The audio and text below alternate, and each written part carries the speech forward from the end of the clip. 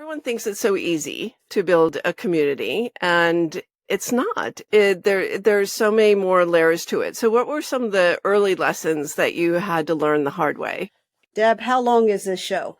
This conversation, just this alone, I could spend 2 hours talking about. Wow. There weren't a lot of people doing this back then. Mm-hmm. All of us, Kate, me, Geisha, we were all building these things from scratch without any roadmap, without any mentors to teach us what to do. All of us were figuring this out as we went along.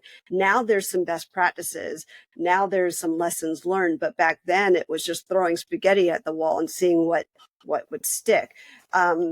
So many lessons. I think the big piece is that you can't just throw people in a room, expect them to pay for that, and throw events and programming and things at them and expect that to be of value to people, because it's not.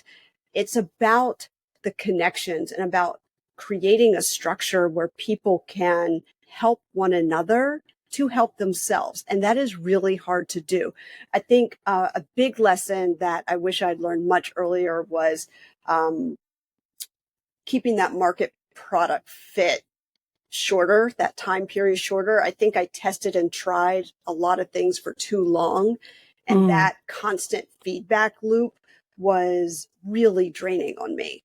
I should have trusted my gut on things, trusted what I was putting out there way earlier instead of constantly trying to get feedback and constantly trying to see what was working.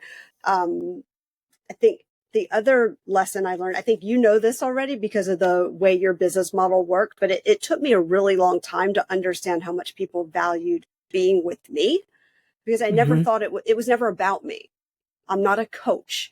I'm not a coach where you get coached by me and then you go into the community, or that's not the model. And that I never saw myself that way, but I should have put myself more front and center from the very beginning, because no one's going to join a community if they don't like you or if they don't vibe with you. And that's okay, because there's enough to go around, but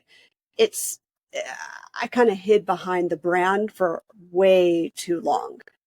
That's so interesting. Thank you for sharing that, because, there is this dance we do about personality versus brand, especially if you're building something that ultimately you want to be able to sell or, scale in a different way, or don't want it to be dependent on you and your personality. But it is a balance, because people do buy the vibe and the intelligence and the reason why, the people who you attract too.